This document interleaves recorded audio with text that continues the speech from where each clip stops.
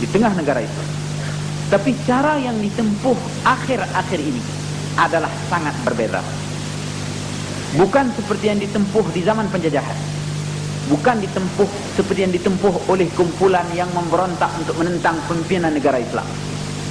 Tapi cara yang terakhir ini bermula dari membentuk pribadi, bermula daripada memperbaiki akhlak, bermula daripada memilih makanan yang halal, mencorak diri dengan pakaian Islam.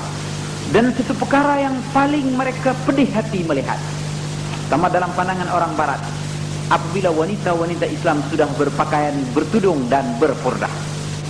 Sebenarnya barat menyuluh dengan teleskop mereka yang amat tajam, dengan pandangan mereka yang amat halus terhadap hal-hal ini.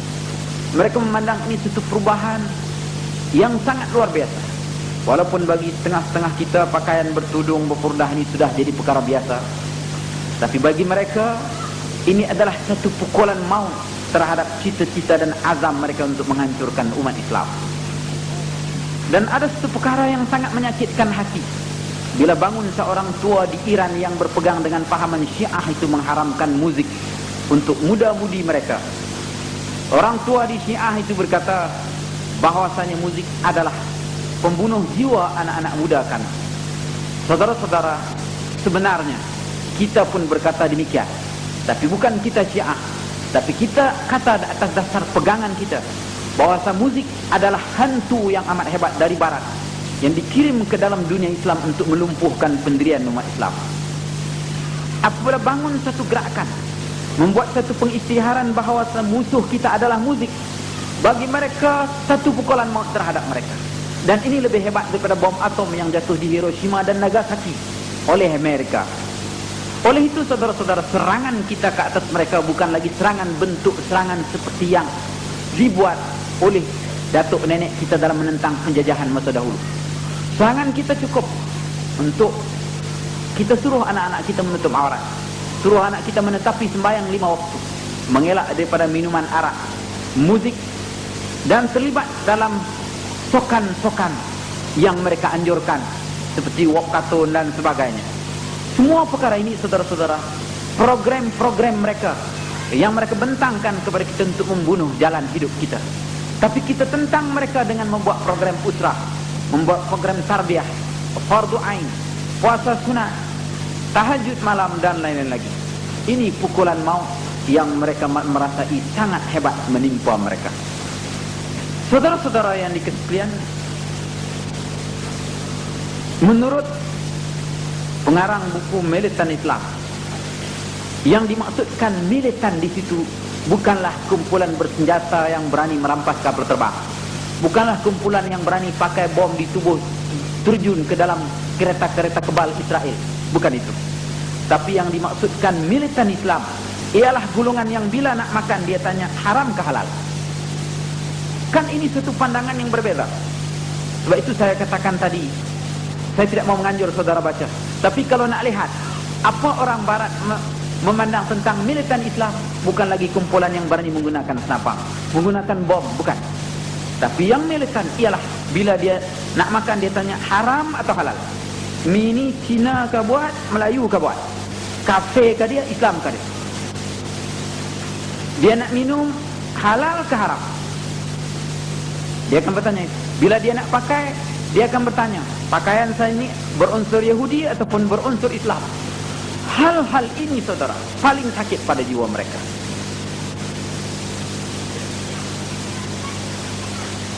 Mungkin banyak orang kurang percaya dalam hal ini, tapi kalau orang kafir sendiri mengakui hal ini, mereka sendiri mendedahkan kepada rakan-rakan mereka supaya tahu yang kita tentang sekarang bukan lagi golongan seperti zaman penjajahan dahulu, tapi ada satu kumpulan lain sekali. Dan tentangan barat terhadap cara-cara ini amat sulit. Sulitnya bagaimana?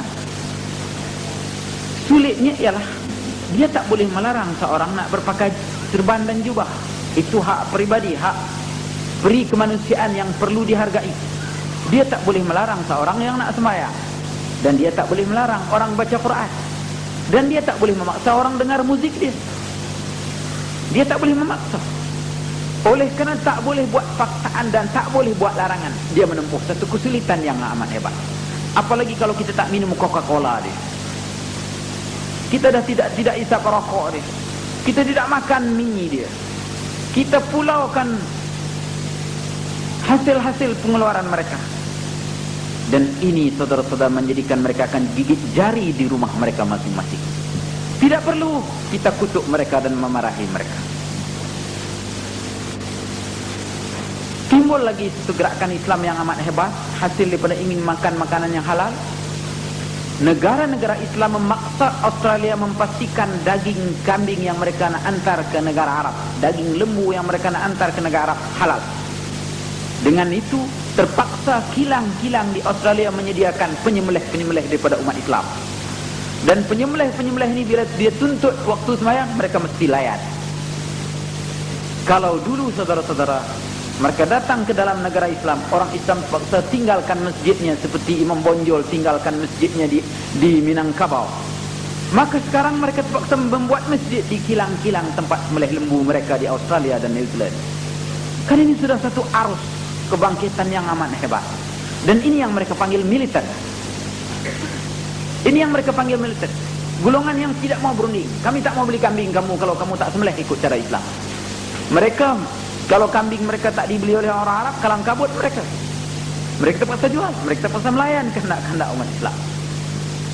Saudara-saudara yang dikasihi, ini adalah baru peringkat persediaan untuk menunggu kebangkitan Islam. Ini adalah peringkat persediaan untuk menunggu kebangkitan Islam. Saudara-saudara yang dikasihi, sebenarnya yang akan membawa kejayaan kepada umat Islam ini bukan manusia biasa seperti kita. Ia adalah seorang yang dijanji oleh Rasulullah sallallahu alaihi wasallam. Namanya Al-Mahdi. Saya pada pagi ini nak baca, pada petang ini nak baca sikit kitab. Petikkan daripada kitab Nurul Absar fi Manaqib Ali Baitil Nabiil Mukhtar sallallahu alaihi wasallam mengenai Imam Al-Mahdi, seorang yang akan memimpin umat Islam pada masa akan datang. Kita sebut ini supaya kita ada persediaan. Kalau kita tak bertemu dengan dia, tinggal jadi ilmu kepada kita. Tapi kalau kita bertemu, kita tahu cara nak hadapinya. Dan kita harap Allah pimpin kita mengikut barisan yang akan membangkitkan Islam. Imam Al-Mahdi ini dimasukkan di dalam Ahlul Bait, keluarga Rasulullah. Walaupun waktu kitab ini dikarang, mungkin dia belum lahir ke muka bumi. Tapi oleh kerana terlalu banyak hadis yang Rasul sebut, maka ulama-ulama besar zaman dahulu telah memberanikan diri untuk mencatatkan Imam Al-Mahdi sebagai Ahlul Bait.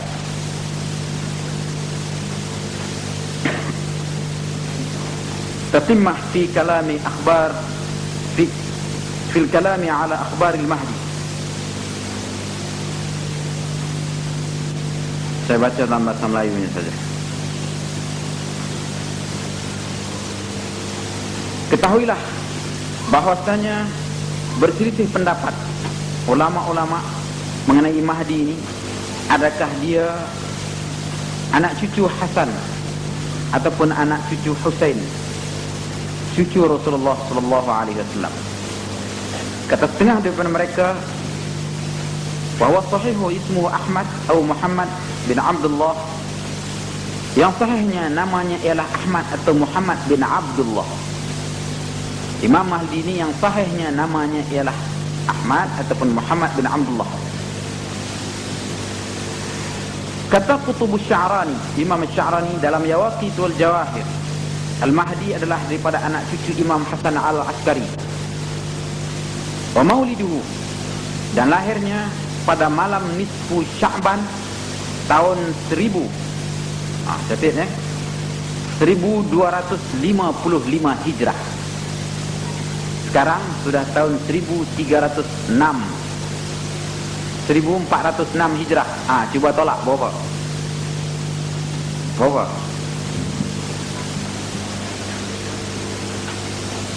165 tahun. Ya.